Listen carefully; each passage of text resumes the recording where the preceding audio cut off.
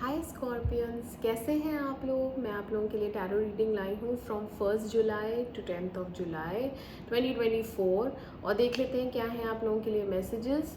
ये एक general reading है तो ये सबके साथ रेजोनेट नहीं करेगी। Okay Scorpios 1 to 10 of messages for Scorpio 1 to 10 July 2024।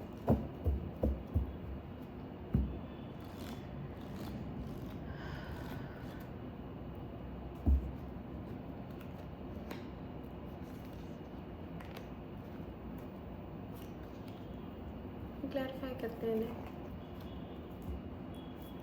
Page of swords क्यों आए हैं। Please clarify page of swords.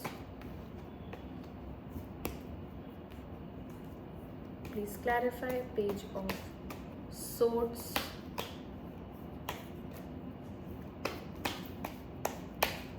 Clarify page of swords.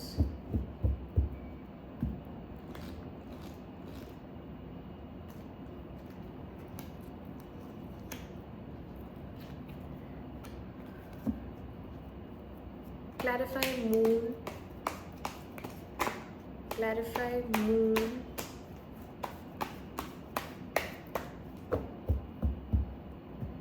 clarify moon,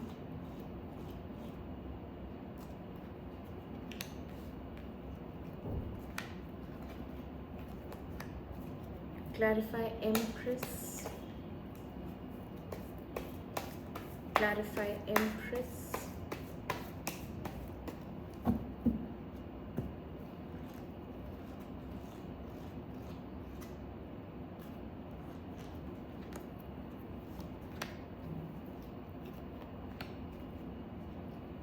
clarify करें क्वीन ऑफ वॉन्ड्स को। Clarify queen of wands.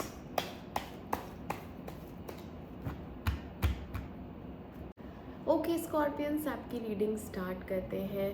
तो शुरू में क्या हो रहा है यहाँ पे, शुरू में आप किसी के लिए बहुत पैशनेट हो रहे हैं, आपको फिज़िकल अट्रैक्शन फील हो रहा है, उसकी तरफ आपको बढ़ना है आगे। आप यही सोच रहे हैं कि मैं जाऊं और उसको मिलूं और उसको प्रपोज करूं। ठीक है, आपकी एनर्जीज हाई हैं, बट कहीं ना कहीं आपको पुरानी बातें भी याद आती हैं कि कुछ बातों से आप यहाँ पे इमोशनली डिसअपॉइंटेड हैं। इमोशनल लेवल पे, फिज़िकल लेवल पे तो बहुत अच्छा है, बट इमोशनली आप इस इंसान से डिसअपॉइंटेड हैं। ठीक है, क्यों? क्योंकि इमोशनली में इमोशंस में यहाँ पे आपको कुछ क्लैरिटी चाहिए। एस ऑफ सोर्ड्स आया है, यहाँ पे आपको कुछ बातें डिस्कस करनी है और किसी डिसीजन पे आना है। मुझे लग रहा है यहाँ पे कमिटमेंट इश्यूज़ हैं। यहाँ पे आगे बढ़ने के लिए आपको प्रॉपर बात करनी पड़ेगी। आप बहुत ज़्यादा इमोशनल रोमांटिक फील करते हैं, इमोशनली भी इस इंसान के साथ कंप्लीट होना चाहते हैं, शादी करना चाहते हैं, एज वेल एज फिज़िकल भी आप इसके साथ होना चाहते हैं। ठीक है, तो यहाँ पे बट आपको डर है, आप रिस्क लेने से भी डर रहे हैं, आप उससे बात करने से डर रहे हैं। यहाँ पे एक रिस्क दिख रहा है जिसको लेने से आप बहुत डर रहे हैं। ठीक है, ओवरबर्डन है इस समय, बहुत ज़्यादा बिजी हैं अपनी फैमिली में या ऑफिस में। हो सकता है इस समय आप बिज़ी ज़्यादा हों अपने काम में, और इस इंसान के लिए आप बहुत पैशनेट हैं, पजेसिव हैं, इसको तो आप जाने नहीं देना चाहते हैं। ठीक है, बहुत से लोगों का यहाँ पे नो कांटेक्ट चल रहा है, तो आपको वापस से इसी के पास जाना है क्योंकि इसे तो छोड़ना ही नहीं है। तो आप इससे फिर से रिकनसाइल करेंगे, सॉरी बोलेंगे। यहाँ पे एक सॉरी की एनर्जी भी आई है क्योंकि ये नाराज़ है, इसको मनाना है। ठीक है, क्वीन ऑफ वॉन्ड्स आई है, बट उसको गुस्सा आता है, वो गुस्से में है, तो आपको उससे सॉरी बोलना पड़ेगा, तभी वो मानेगी, वरना वो मानेगी नहीं। अभी उसको सॉरी बोले कैसे, ये भी एक प्रॉब्लम है ये भी एक प्रॉब्लम है, बट आप बोलेंगे उससे सॉरी। यही डर लग रहा है, यही रिस्क है। कहीं ऐसा ना हो कि मना कर दे, डांट दे या क्या। आपको बहुत डर लग रहा है बात करने से। वैसे वो बहुत प्यारी है, काइंड हार्टेड है, सॉफ्ट है दिल की, लेकिन इस समय नाराज़ है क्योंकि आपने शायद कोई हरकत की है जिससे उसे गुस्सा आ रहा है, ठीक है। इसीलिए हाँ देखो यहाँ पे हुआ है झगड़ा, यहाँ पे कुछ क्लैशेस हुए हैं, आप दोनों के ईगो प्रॉब्लम दिख रही है मुझे, या तो आपने अपना ईगोइस्टिक बिहेवियर दिखाया है या तो किसी बात पे झगड़ा हुआ है जिस वजह से वो नाराज़ हो गई है, ठीक है। तो अभी बात नहीं चल रही है, अभी बातचीत है ही नहीं, ब्लॉक किया हुआ है उसने। बहुत सारे आपके ड्रीम्स हैं जिन्हें आप फुलफ़िल करना चाहते हैं इसी इंसान के साथ, बट अभी गाड़ी अटकी हुई है, यहाँ पे बात आगे नहीं बढ़ रही है। आपको लग रहा है कि वो अपने में मस्त है, वो अपनी फैमिली में खुश है, उसको मेरी ज़रूरत नहीं है, उसको किसी की भी ज़रूरत नहीं है, वो काफ़ी इंडिपेंडेंट है, अपने में सक्षम है, अपना कमाती है, खाती है, उसको क्या ही ज़रूरत है, उसकी फैमिली भी अच्छी है, सपोर्टिव है, प्यार करती है। तो आप उसके बारे में जानना चाहते हैं, कहीं ऐसा तो नहीं किसी और के साथ उसका रिलेशनशिप स्टार्ट हो गया हो, तो आप बहुत क्यूरियस हो रहे हैं, ऑनलाइन स्टॉक करते हैं, उसका स्टेटस चेक करते हैं, आपको उसके साथ फिर से न्यू बिगनिंग चाहिए।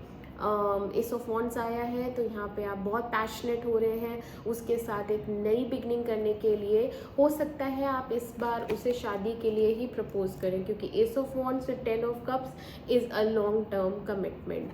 10 ऑफ कप्स जब भी आता है तो यहाँ पे आप इमोशनली कंटेंट होते हैं उस इंसान के साथ और शादी ही करना चाहते हैं।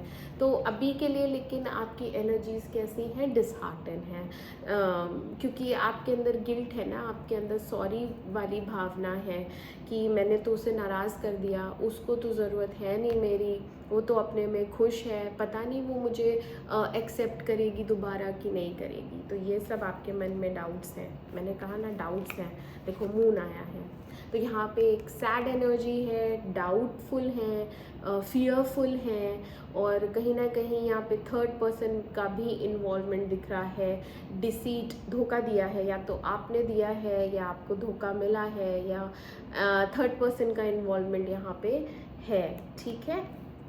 बट ये चीज़ें हो चुकी हैं ओवर, आपको इस रिलेशनशिप को रिपेयर करना है। आप मिडिल में यही डिसाइड करेंगे कि नहीं, मैं इस चीज़ को ठीक करूँगा, और देर से ही सही, सही समय आने पर सही समय आने पे मैं उससे न्यू बिगनिंग फिर से स्टार्ट होगी आपकी, ठीक है। रिलेशनशिप की न्यू बिगनिंग आप करेंगे उस इंसान के साथ।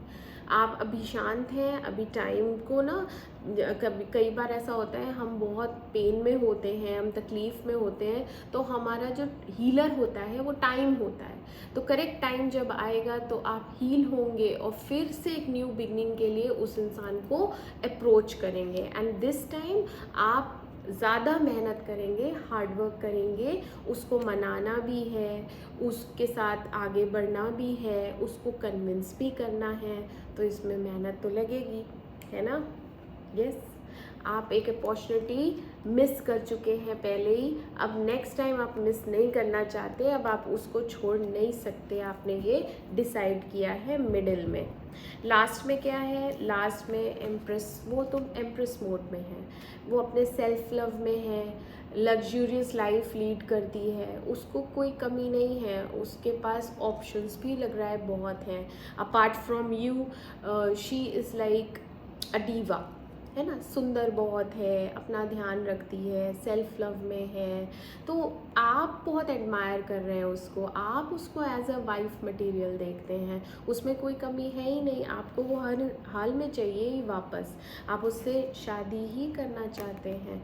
और आप, मुझे लग रहा है यहाँ पे इम्पेशेंट भी हो रहे हैं, आपको अब लास्ट के दिनों में लगेगा कि अब तो काफ़ी दिन हो गए, अभी तक मैंने उसको अप्रोच नहीं किया, अभी तक तो सब ठीक हो गया होगा, उसकी नाराज़गी थोड़ी कम हो गई होगी, क्योंकि यहाँ आपका दिल वहीं अटका हुआ है उसी इंसान में, आप ओवर इमोशनल हो रहे हैं, एंड फिज़िकल अट्रैक्शन बहुत बढ़ गया है, इधर तो बहुत ज़्यादा हो गया, आपको इस इंसान के साथ शादी ही करनी है, आप उसको प्रपोज करेंगे, ठीक है।